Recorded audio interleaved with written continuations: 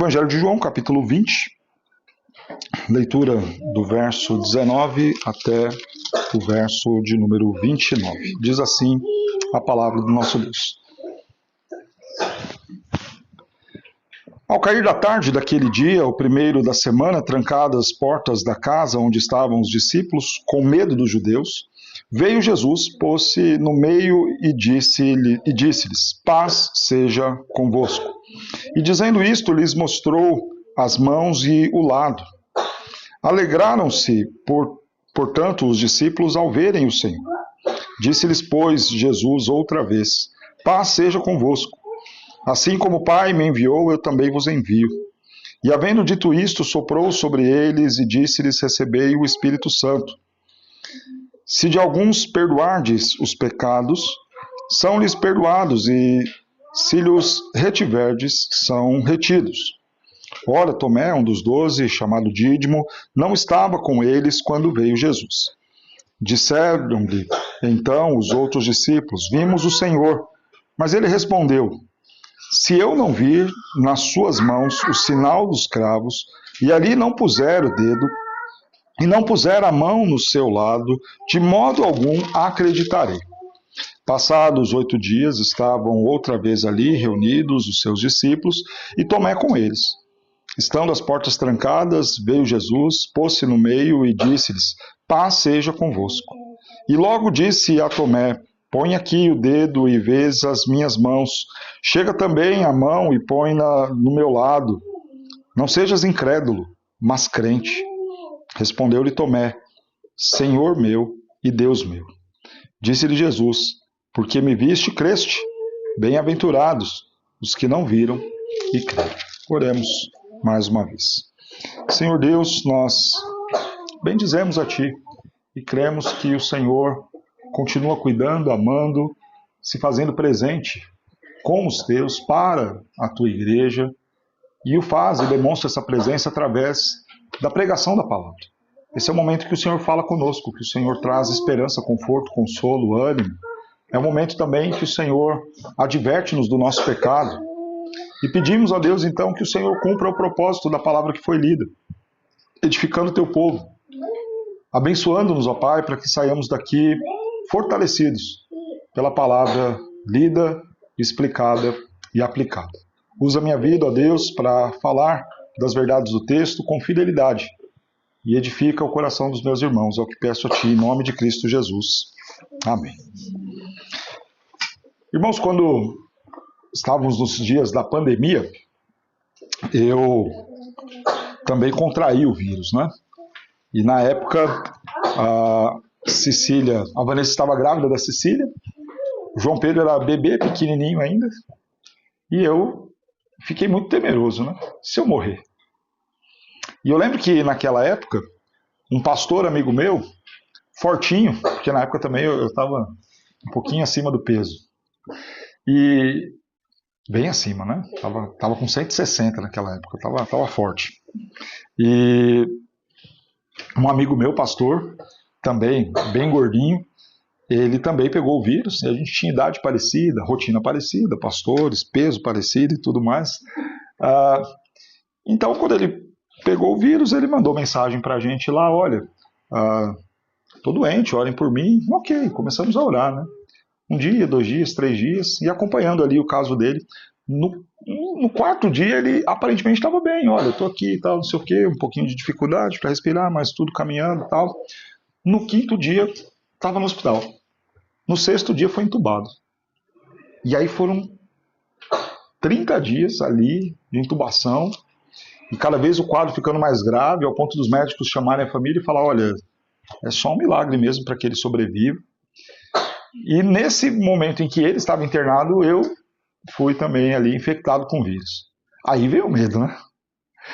E aí tinha na época, e vocês devem lembrar-se disso, aquela ideia de que tem um tempo no vírus se manifestar, e depois um tempo para a doença progredir ou não, se até, na época eu acho que eram 7, 8 dias a doença não progredir, é porque dali a tendência é só ir melhorando mesmo e nada de mais grave, né?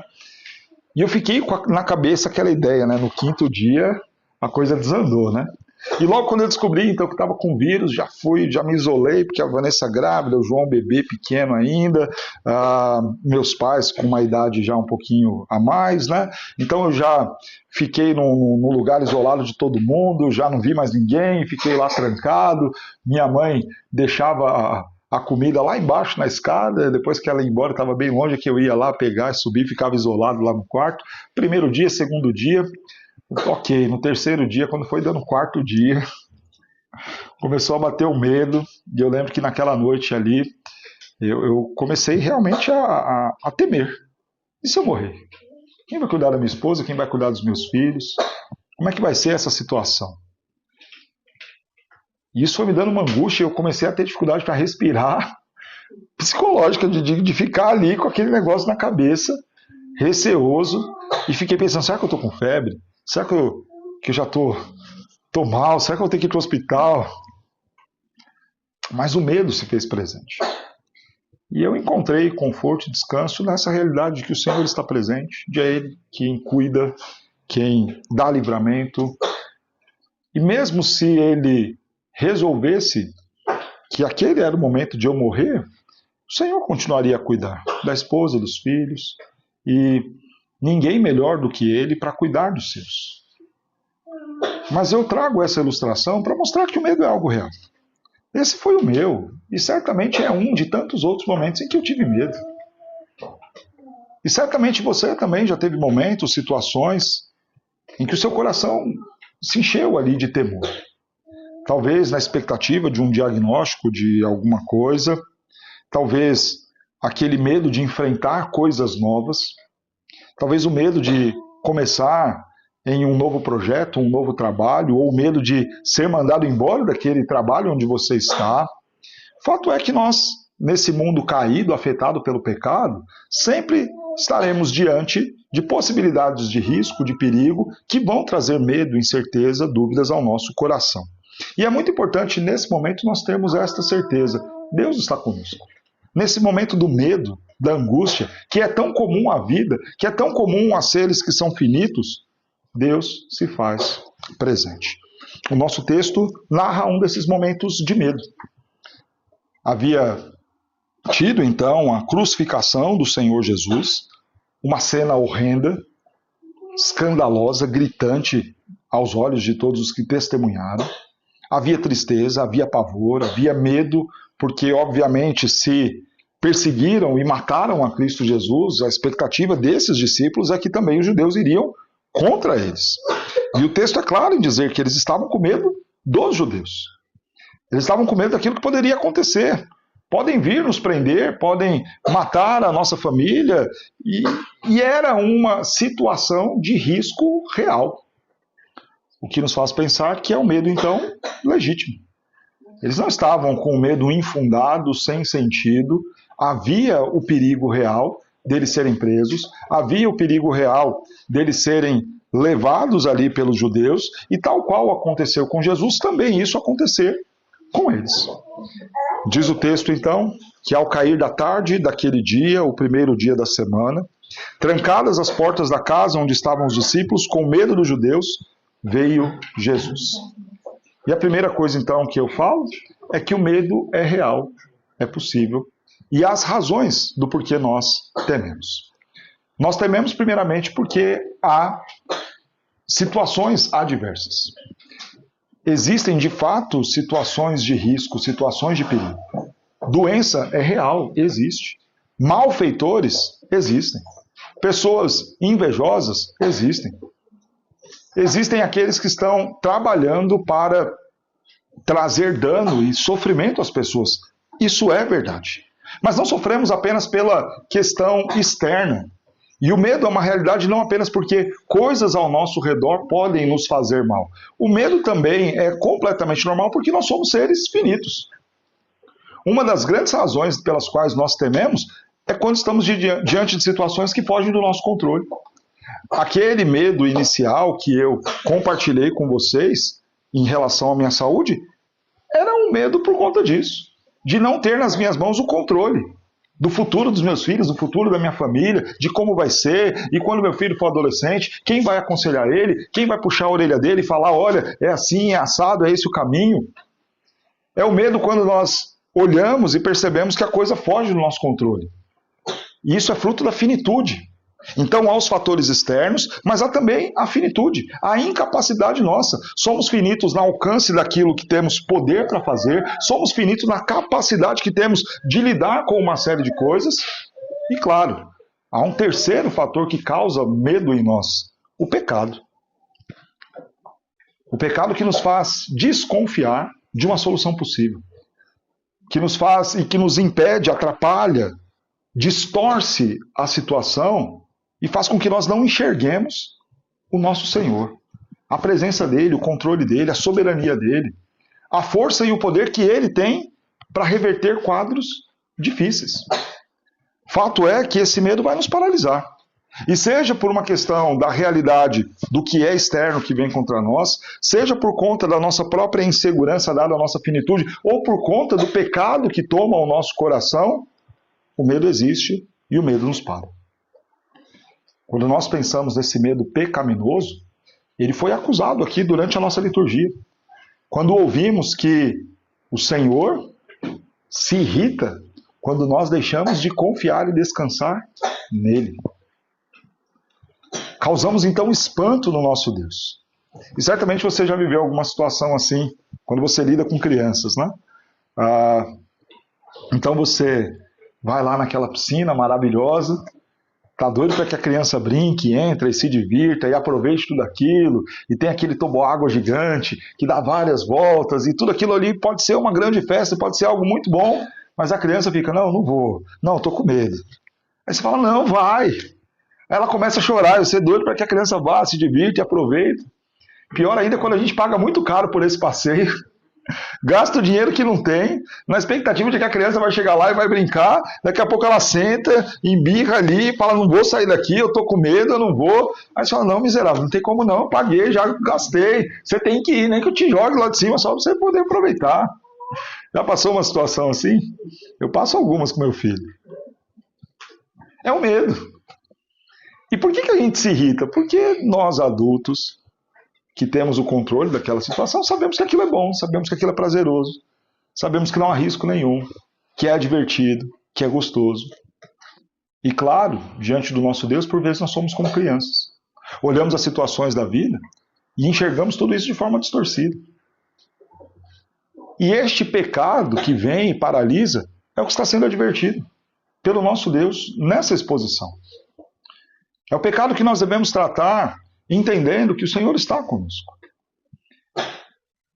E é justo que pensemos assim sobre esse texto, porque quando nós olhamos anteriormente, Jesus garante a eles que estará com eles, que não vai abandoná-los, que enviará outro Consolador. Jesus já havia dito a eles que convinha ao Filho do Homem morrer, mas também ressuscitar. Era sabido disso. E eles já haviam testemunhado inúmeros milagres, coisas extraordinárias do Senhor Jesus. É como se eles estivessem temendo, estando do lado vencedor. Não, eu estou do lado daquele que tem força, daquele que andou sobre as águas, daquele que ressuscitou mortos, daquele que venceu a morte, daquele que fez coisas extraordinárias. E esses homens, eles viram e testemunharam tudo isso. Agora eles passam a temer os homens. E estavam trancados em casa no momento em que deveriam estar na rua anunciando: Jesus Cristo ressuscitou. Ele venceu a morte. Por vezes nós somos paralisados e deixamos de cumprir a nossa missão, a nossa obrigação, com medo. Com medo. Então o texto vai nos dizer que no meio daquele cenário de medo, de pecado, porque esse medo os paralisou, esse medo os impediu de avançar e dar sequência ao ministério que o Senhor Jesus entregou a eles. Então nós vemos que o Senhor subitamente aparece ali. A informação de que as portas estavam trancadas. E não há possibilidade de nós explicarmos como se dá esse milagre do Senhor aparecer ali no meio deles. Há muitos questionamentos aí sobre como é essa condição do corpo glorificado de Cristo, o corpo da glória, o corpo ressurreto. é um corpo que atravessa paredes? Ou isso faz parte da onipresença de Deus? Ele vai transpor questões físicas da matéria, rompe com isso? Como se dá esse milagre dele surgir ali no meio daqueles homens? Seja o que for, e independe aqui a questão de como isso se deu, fato é que o nosso Deus ele é poderoso, criou todo o universo com o poder da sua voz. Simplesmente aparecer no meio de uma sala não era nada de grande dificuldade para ele. E ele o faz. E ele está ali agora, no meio dos seus discípulos, e diz: paz seja convosco. Paradoxal isso, né? Eles estão com medo. E eles estão com medo justamente de uma situação que ameaça a paz deles. Eles estão com medo da violência dos judeus que poderia vir contra eles. E o Senhor Jesus então traz agora uma palavra que vai restaurar, ou que tem como propósito e objetivo, restaurar a confiança deles. A ideia de comunicar a paz dele presente ao lado deles. Paz seja convosco. Vocês estão com medo, mas não precisam temer. A paz seja com vocês. Eu agora estou com vocês. Eu estou no meio de vocês. Eu estou cumprindo aquilo que eu havia dito. Eu disse que ressuscitaria e ressuscitei e estou aqui. Eu disse que estaria com vocês o tempo todo e aqui estou. Então agora vocês podem desfrutar da verdadeira paz. Não significa dizer que lá fora os judeus deixariam de existir. Não é a ausência dos conflitos externos. Os judeus continuariam existindo, os judeus continuariam perseguindo, e isso inclusive se dará, cada um deles vai morrer justamente por conta dessa perseguição. E o último que permanece vivo, que é o apóstolo João, que escreve esse texto, lá na frente estará preso na velhice por conta destes que o perseguiam. Contudo, então, quando o Senhor declara paz, ele não está falando: olha, paz seja com vocês, porque seus problemas acabaram, e fiquem tranquilos, nada mais vai acontecer, podem sair que já não tem mais perigo nenhum lá fora. Estão esperando vocês com flores, músicas e festa. Não é isso. Paz seja com vocês, porque bem-aventurados são aqueles que forem perseguidos pelo meu nome. Paz seja com vocês, porque importa que vocês sofram tal qual também o Mestre sofreu. E quando isso acontecer, tenham isso como um privilégio para a vida de vocês. O Senhor Jesus já havia alertado que eles seriam perseguidos. Já havia dito naquele jantar, dias antes desse episódio, que o mundo iria odiá-los. E que esse era o esperado. E que esse era o sinal, inclusive, de que eles estavam passando pela mesma situação que o Mestre.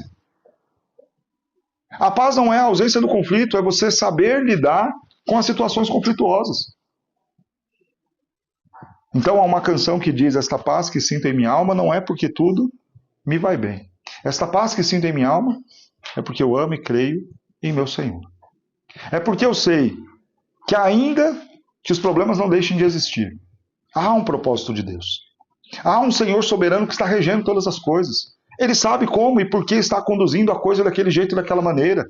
Ele sabe o porquê a perseguição é possível e permitida. Ele sabe o porquê a injustiça está se dando. E ele sabe não apenas o porquê, mas está no controle da situação, de quando isso começa, de até que ponto isso chega e de quando isso vai parar e terminar. Então, quando o Senhor Jesus diz: paz seja convosco, ele não está falando: olha, vai ficar tudo bem. Não, ele já havia dito: vão perseguir vocês. Vão persegui-los. Mas eu estarei com vocês. Deixo-vos a minha paz vos dou. Duas coisas nós podemos considerar aqui desta paz, que não é ausência de conflito nem uma mudança do cenário. Primeiro, considerar a nossa fé nas promessas de Deus. Ele é o Deus que promete a vitória futura. Nós vimos isso hoje na escola dominical, a realidade do nosso Cristo. Ele reina. O seu reinado teve início aqui e será pleno, completo, na eternidade. Passamos dificuldades. Tememos às vezes o futuro quando olhamos o cenário de eleições, quando olhamos aqueles que nos governam.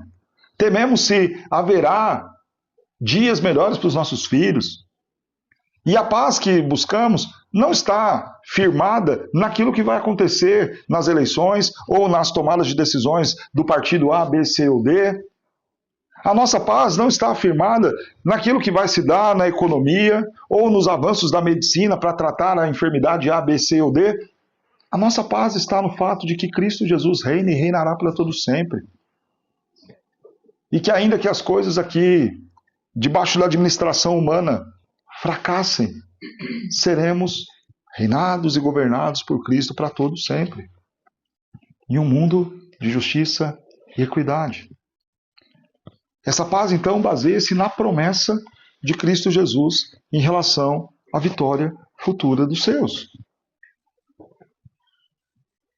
Mas esta paz também está baseada na realidade de que Cristo está conosco o tempo todo. É Deus sempre presente. Não estou sozinho. Tem alguém aqui comigo. E dizer que Cristo está conosco significa dizer que temos tudo aquilo que precisamos. O Senhor Jesus, falando sobre enviar outro que ocuparia o seu lugar, no que diz respeito ao Espírito Santo, ele chama de Paráclito. É a palavra grega usada para aquele que é o auxiliador. O Paráclito era como se fosse um assessor pessoal. Sabe aquele assessor de um político que tenta resolver todas as coisas pelo político, que cuida da agenda dele, cuida dos negócios, cuida também dos interesses, das questões jurídicas e direciona isso e aquilo outro e vai auxiliando, assessorando em todas as coisas? Jesus chama o Espírito Santo de Paráclito. Ele vai nos auxiliar em tudo, não precisa temer. O Espírito Santo é essa presença de Cristo em nós. Enviarei o meu Espírito. Significa dizer então que preciso de consolo. Ali está, presente, o Senhor consolando. Preciso de discernimento para conseguir enxergar a coisa de fato como ela é.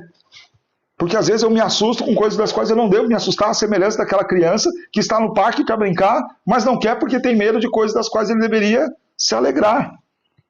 Então o Santo Espírito, meu assessor, ajudador, presença de Cristo na minha vida, me auxilia.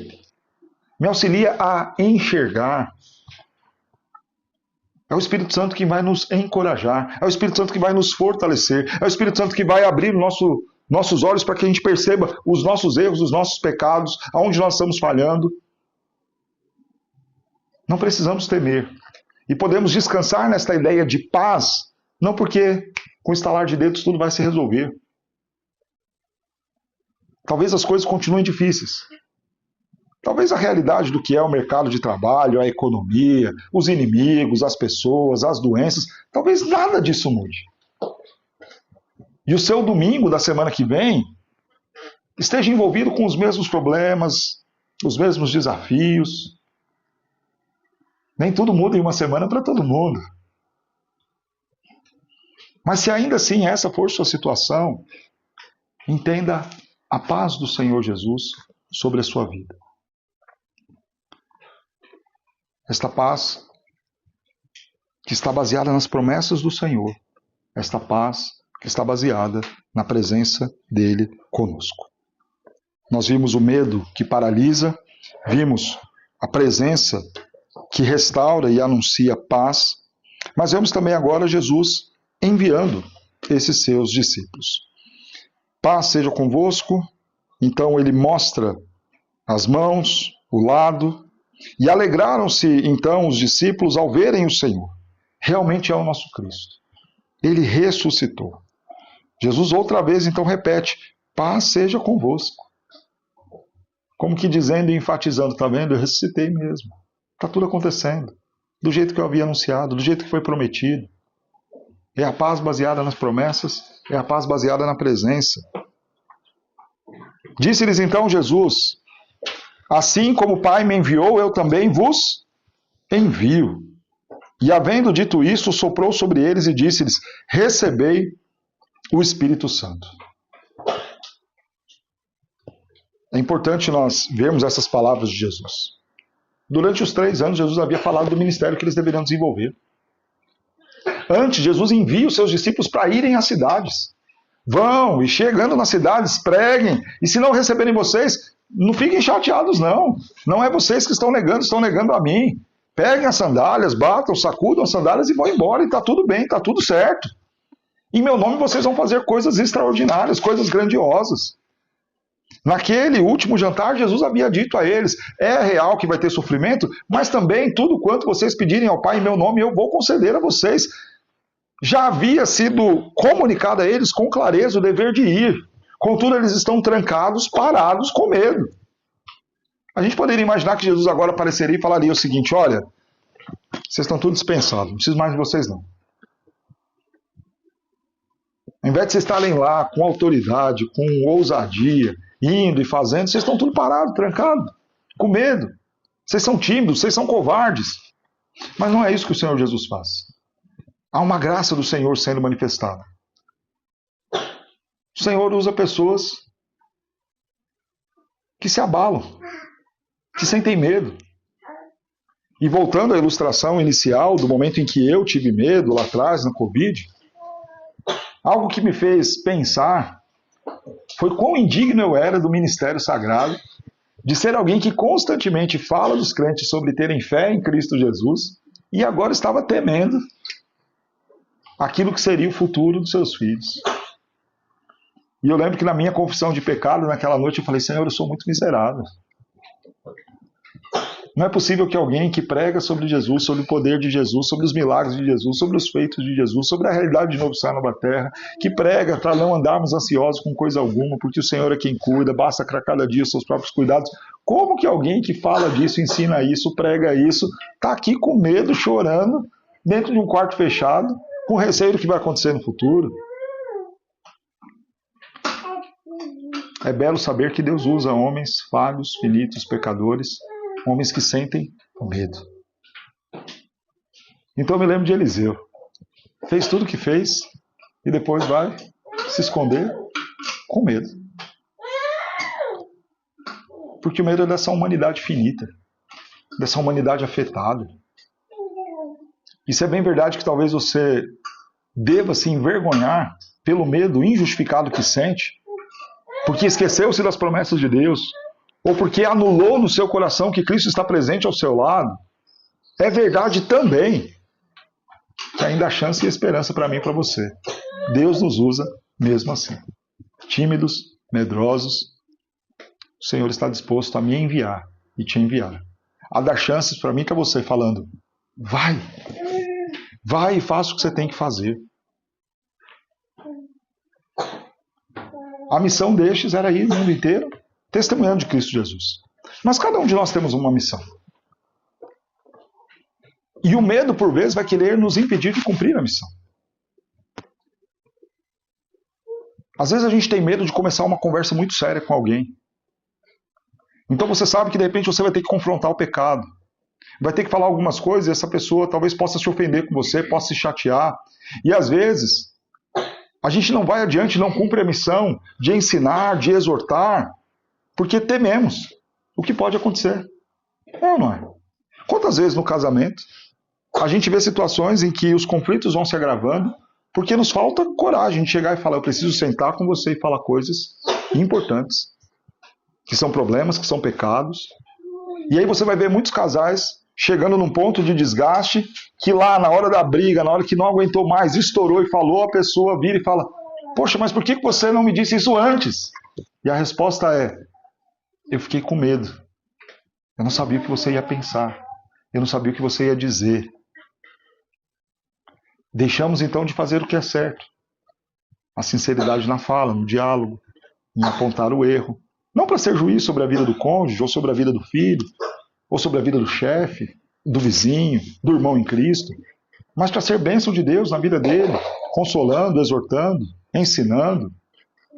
Quantas vezes no trabalho nós vemos uma coisa errada, precisamos ter uma atitude diferente, mas tememos. E se eu falar, e se eu fizer, e se eu mudar, e se eu propor? Talvez eu seja mandado embora. E se eu for mandado embora, como é que eu pago as contas? Então a gente fica ali, debaixo de uma situação errada, pecaminosa, e não cumprimos a nossa missão de ser luz, porque temos medo. Perceba que o nosso medo também nos paralisa em muitos momentos. E o que o Senhor está falando para nós agora é: vão! E mais uma vez a promessa do envio do Espírito Santo. Eu estou com vocês. Como o Pai me enviou, eu também vos envio. E soprou sobre eles. e disse: recebei o Espírito Santo. Não imaginemos aqui, irmãos, que há um primeiro momento em que eles recebem o Espírito Santo, depois um outro momento lá na frente, em Pentecostes. Nós estamos falando aqui de Jesus anunciando aquilo que aconteceria. Lucas vai registrar Jesus dizendo: fiquem em Jerusalém e recebereis poder ao descer sobre vós o Espírito Santo, e sereis minhas testemunhas, tanto em Jerusalém como em toda a Judéia, Samaria, até os confins da terra. O que Jesus está falando aqui é a realidade do que aconteceria logo adiante. Vocês vão receber o Espírito Santo, que vai capacitar, que vai habilitá-los, que vai dar a vocês condições de ir e cumprir a missão. E nós também ouvimos isso, irmãos. Vamos sair, vamos avançar, vamos adiante. Vamos cumprir a missão que o Senhor nos deu, que implica em encarar os nossos medos e fazer o que tem que ser feito. Talvez você vai ter que bater de frente com o seu chefe. Talvez você vai ter que bater de frente com um sistema que está funcionando lá no seu bairro, no seu condomínio, ou enfrentar algumas coisas ali na sua família, para fazer aquilo que é certo, para fazer aquilo que compete você, cristão, sal na terra e luz do mundo, tem que fazer para avançar. Talvez você, como pai, como marido, vai ter que tomar decisões que vão implicar em se movimentar, em sair de uma zona de conforto para fazer o que tem que ser feito, para cumprir a missão e garantir o sustento da família, garantir a condução e liderança espiritual do seu lar. E é claro que isso é novo, é claro que isso é incerto, é claro que isso traz segurança, temor, mas o Senhor nos desafia a ir. Como o Pai me enviou, eu também vos envio.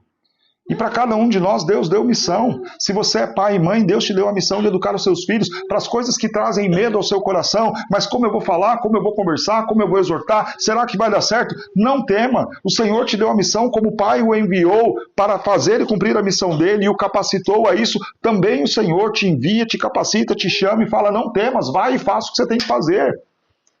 Se a sua missão não é de ser pai, é a missão de ser um profissional e servir com excelência com seus dons e talentos, talvez você tenha medo, talvez você tenha insegurança, incerteza, mas se Deus te capacitou, se Deus te deu oportunidade, se Deus te colocou à frente algo que você pode fazer para servir bem ao próximo, servir bem ao mundo, deixa o medo de lado, assume a sua responsabilidade e faça, vai!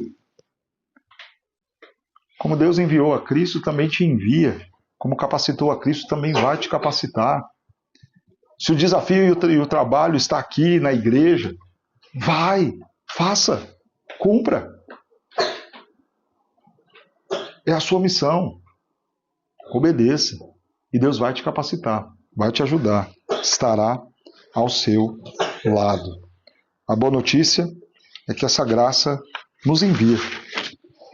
Olha a nossa dificuldade, a nossa limitação, mas não nos abandona. Não desiste de nós. Que bom que o Senhor continua nos chamando, continua nos capacitando, nos dando do seu Espírito para irmos. Mas por fim, vemos neste texto a fé que persevera. Faltava um ali, entre eles, era Tomé. Tomé não estava naquele primeiro dia. E então contam para ele: Jesus esteve aqui. Jesus esteve aqui e nós vimos as suas mãos. Nós tocamos na sua lateral. As chagas estavam ali, as marcas estavam no seu corpo, porém ele estava vivo, era o nosso Cristo. Aí Tomé fala, literalmente: eu só acredito vendo e tocando. Vocês estão contando aqui para mim, eu estou ouvindo, eu conheço vocês, não me queiram por mal não, mas eu só vou acreditar quando eu ver. Encerra a conversa. 8 dias depois, uma semana depois, então, diz o texto no verso 26, mais uma vez eles estavam reunidos. Mais uma vez as portas estavam trancadas. Pôs-se então no meio deles o Senhor Jesus e disse mais uma vez: paz seja convosco. E logo o Senhor disse a Tomé: põe aqui o dedo e vê as minhas mãos. Chega também a mão e põe-na no lado. Não sejas incrédulo, mas crente. Não seja você incrédulo. Talvez nós estejamos ouvindo isso do Senhor. Para de ter medo. Não seja incrédulo. Não seja incrédulo. Avança.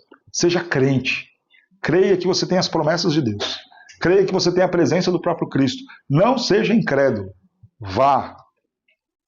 Creia. Então Jesus faz o desafio. Toca aqui. Toque e veja que eu realmente ressuscitei. Quando Tomé faz isso, ele exclama: Senhor meu e Deus meu. Ele reconhece que Jesus é Deus.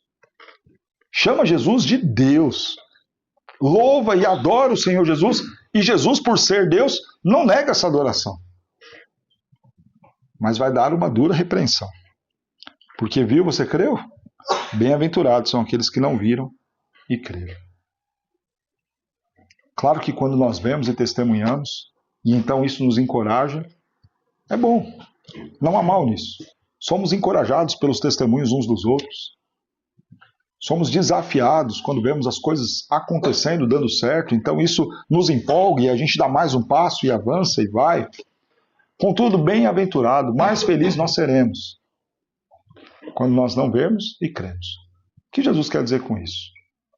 Às vezes, nessa ideia de ficar esperando para ver, para crer, a gente sofre muito à toa. Bem-aventurado, vive melhor, vive mais feliz. Aquele que não está vendo nada, mas ainda assim está tranquilo, sossegado e crendo. Porque olha o que está acontecendo com Tomé. Ficou angustiado uma semana. Ele já não podia estar aliviado. Lá, quando seus amigos lhe contaram, você já não poderia estar muito em paz, muito sossegado e sair daqui muito bem, colocar a cabeça no travesseiro e dormir tranquilamente diante dessa realidade de que Deus tem promessa na sua vida, de que Cristo está presente com você, de que você pode descansar e confiar nele. Só que talvez isso ainda vai consumir o seu juízo, aquele que é o problema, que de repente você não falou, não compartilhou aqui, mas traz ao seu coração algum tipo de aflição. Talvez você vai dormir com esse barulho hoje, e amanhã, e depois, e depois. Ah, pastor, eu não consigo. Enquanto eu não ver tal coisa acontecer, eu não vou ficar em paz. Ok, você vai sofrer à toa. Bem-aventurado vai ser você na hora que você sossegar e descansar. Vai ser bem melhor quando você, sem ver nada, nada resolvido, nada dando certo, nada assinado, simplesmente crer. Deus tem promessas, Deus está comigo. Eu descanso, eu não temo. Alivia. Sabe aquela ideia de você ficar sofrendo? Sofrendo coisas que ainda nem vieram, coisas que ainda nem aconteceram. Calma. Bem-aventurado é aquele que simplesmente crê e descansa. Eu me lembro quando nós assinamos um contrato de compra de um terreno lá para a Igreja Presbiteriana dos Ipês. Nós estávamos num lugar muito pequeno e queríamos ir para um lugar grande, maior. Alugamos um terreno e fizemos o seguinte: a gente vai construir nesse terreno alugado e nos comprometemos a pagar aquele terreno em 3 anos. Se acabasse os 3 anos e a gente não tivesse pagado o terreno, a gente então sairia e deixaria a construção lá. Mas nesses 3 anos era o tempo que nós teríamos para levantar o dinheiro para pagar, quitar e a vida seguir. Passou o primeiro ano, não levantamos o dinheiro. Passou o segundo ano, não levantamos o dinheiro. Passou o terceiro ano, estava quase acabando o tempo do contrato e nada do dinheiro. Primeiro, segundo ano, o proprietário nem se importou muito. Quando entrou o terceiro ano, ele começou a me mandar mensagem a cada mês. E aí, vamos comprar mesmo? E a cada vez que ele perguntava, eu falava: não, estamos vendo. E nada do dinheiro. E aí o tempo foi ficando cada vez mais curto, se aproximando cada vez mais do fim do contrato. E aí eu comecei a ficar com muito medo. A gente investiu muito dinheiro, construímos, gastamos. Agora iria acabar o contrato, a gente ia ter que apresentar o dinheiro da compra, e se não comprasse? E aí, obviamente, o proprietário esperto que foi já falou: olha, se você não chegar junto e comprar, a gente vai fazer valer o que está no contrato. Vocês saem, deixam o imóvel do jeito que está e fica lá a construção. E aí o coração começou a bater mais forte, né? E eu comecei a ficar muito angustiado, muito angustiado, muito angustiado. Até então eu conversei com o presbítero Mota, servo de Deus, senhor, muito crente. E ele me falou uma verdade, daquelas que a gente precisa ouvir, né? Ô pastor, a igreja de Jesus não é sua não, deixa com ele. E a partir daquele momento que ele ouviu aquilo, depois de eu já ter chorado muito, me angustiado muito, aí eu descansei. Aí a gente faltava mais ou menos uns 3 ou 4 meses na época. Aí os irmãos da igreja vinham preocupados, os presbíteros, o conselho: pastor, e aí como é que vai ser? Eu falei: irmão, não sei não. Tem dinheiro? Não, não tenho dinheiro. Tem alguma ideia? Não tenho nenhuma ideia. Mas a igreja é do Senhor. Se Ele quiser que a gente reúna aqui, Ele vai dar o dinheiro. Se Ele quiser que a gente vá para outro lugar também, Ele dá o outro lugar. A igreja é dele, o problema é dele, as ovelhas são dele. A gente está aqui fazendo o melhor que a gente pode, trabalhando, pregando. E Ele, que é o Senhor da igreja, cuida das coisas. Ninguém está aqui roubando dinheiro da igreja, ninguém está aqui gastando com irresponsabilidade os recursos da igreja. É a igreja de Cristo, é o trabalho de Cristo, as pessoas estão chegando, a igreja está crescendo, pessoas estão sendo batizadas, vidas estão sendo restauradas, cada vez mais precisa de espaço aqui. Ele sabe o que ele vai fazer, onde vai ser melhor. E o senhor, pastor, eu estou tranquilo. Daquele ponto em diante eu consegui ficar em paz. Uma semana antes de vencer o prazo, a gente conseguiu levantar todo o dinheiro, pagamos à vista e encerramos a situação. 2 dias depois fechou tudo, veio a pandemia. Uns 6 meses depois eu estava no quarto chorando com medo, porque tinha pegado o vírus. Você tem 2 opções, fica aí sofrendo, esperando ver, para só depois que ver, assinar, não quando chegar o e-mail, não quando eu ver tal coisa, não. Aí você alivia. Tá bom, é um direito seu. Bem-aventurado, vive melhor aqueles que, não vendo, creem, confiam e descansam. Ah, pastor, não consigo ser assim não. Para mim é só preto no branco. Enquanto eu não ver ali, ó, impresso, assinado na minha mão, eu não consigo ficar em paz. Tá bom, se você acha que é o bom, que consegue ter tudo na sua mão e dominar tudo, e só se sente confortável quando você reina, governa soberanamente a sua vida, os seus projetos, o seu trabalho, a sua saúde, parabéns. Enquanto você for Deus na sua vida, o problema é inteiramente seu. Mas na hora que você sai de cena e fala, o Senhor é o meu Deus, o Senhor é meu pastor, o Senhor é quem cuida e quem resolve, eu entrego em tuas mãos, aí o Senhor fala, ok, agora o problema é meu. E é melhor o problema nas mãos de Deus, que pode resolver, do que os problemas na sua mão, que nada pode fazer. Bem-aventurados são aqueles que viram e falam, Senhor, toma aí, o problema é teu. Porque aqueles que vão ficar esperando para ver e só depois então crer, até conseguir ver, vão sofrer bastante. Não seja incrédulo, mas creia. Creia. Creia no Senhor. Ele está cuidando, Ele está presente. Há promessas, há cuidados do nosso Deus. Pastor, como que eu posso ter confiança nesse Deus? Há um problema que nós temos, ou tínhamos, muito maior do que um carro quebrado, muito maior do que um aluguel que vai vencer e eu ainda não tenho dinheiro. Um problema muito maior do que a fatura do cartão de crédito. Um problema muito maior do que o diagnóstico de um câncer. Um problema muito maior do que um filho rebelde. Nós tínhamos um sério problema, o problema do pecado. Esse problema ninguém podia resolver. O câncer tem uma quimioterapia, tem um médico, tem um especialista, alguém chega, vem, intervém e a coisa acontece.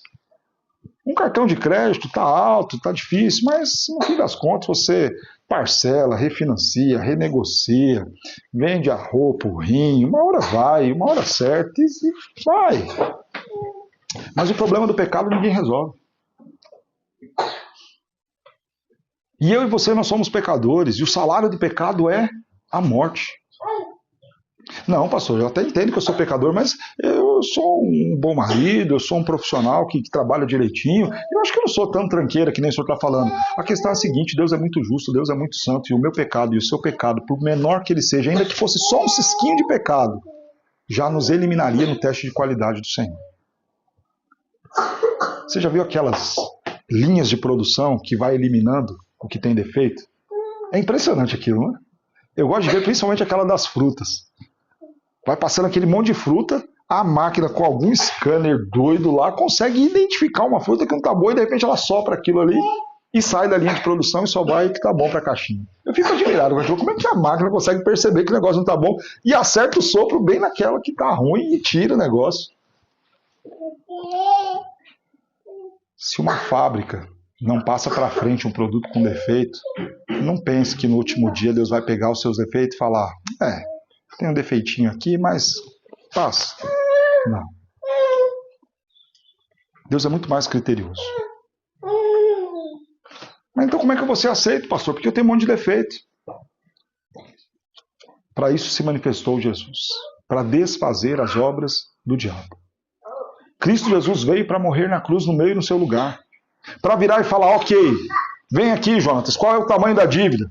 Qual é o tamanho do pecado? Qual é o tamanho da ofensa? Traz para mim. Então ele olhou, ele leu, ele viu, ele falou, ok, eu assumo no seu lugar, eu pago a conta. Eu vou para a cruz e morro no seu lugar. O castigo que me traz a paz estava sobre ele. Agora eu posso descansar, agora eu não preciso mais ter medo do inferno. Não porque eu sou bom, não porque agora eu consegui equilibrar a balança e cheguei no final da semana e falei, olha, tá vendo, essa semana eu acertei mais do que errei. Não, não é por isso. Não é nisso que tem a paz da minha salvação e a segurança de que eu estarei no céu com Cristo. A segurança que eu tenho de que estarei no céu com Cristo depois que morrer não tem nada a ver comigo, com o que eu faço ou com o que eu deixo de fazer, mas com aquilo que Cristo fez na cruz em meu lugar. Ele levou sobre si as minhas dores, o castigo que me traz a paz estava sobre ele, e pelas suas pisaduras, pelos seus ferimentos, pelas ofensas que ele aceitou e recebeu no meu lugar, é que eu tenho a certeza que eu fui sarado, que eu fui aceito, que eu fui aprovado. Você pode não crer nisso. Afinal de contas, as minhas obras eu vejo. Né? Eu consigo fazer uma lista de coisas boas que eu fiz essa semana. A depender da coisa, eu consigo até, de repente, fazer umas fotos e mostrar, tá vendo? Olha, essa daqui é uma foto eu ajudando uma pessoa. Olha, esse aqui é o meu extrato daquela oferta que eu dei. Olha, esse aqui foi aquele dia que eu fui ali naquele lugar. Olha como eu sou bonzinho. Ok. Se você quer basear a sua salvação nas coisas que você fez, porque você é desse que só acredita vendo e só vai acreditar que de fato você vai para o céu quando você vê e enxergar, agora eu sou bom o suficiente, você vai sofrer e vai para o inferno. Agora, quando você crer sem ver que Cristo Jesus já fez por você e descansar, quando alguém vier te acusar, quando a sua consciência vier te acusar e denunciar os seus pecados, quando alguém vier apontar o dedo para você, você olhar e falar, é verdade, eu sou isso, eu fiz tudo isso, mas Cristo Jesus resolveu por mim no meu lugar, e eu descanso nele, confio nele, então bem-aventurado seremos quando crermos, confiarmos e descansarmos. Por quê? Porque o maior problema, ele já resolveu, o problema do pecado. Aquele que não poupou o seu próprio filho, antes o entregou, não nos dará graciosamente todas as coisas? Claro que vai. Deus já fez o mais difícil por você e por mim. Enviou o filho dele para morrer na cruz por você. Você acha que ele não vai resolver as outras coisas? Você só precisa fazer uma coisa.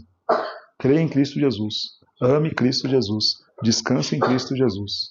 E viva para a glória dele. E o mais ele fará. Confia no Senhor. Faz o bem. Descansa no Senhor e espera nele. Ele está cuidando.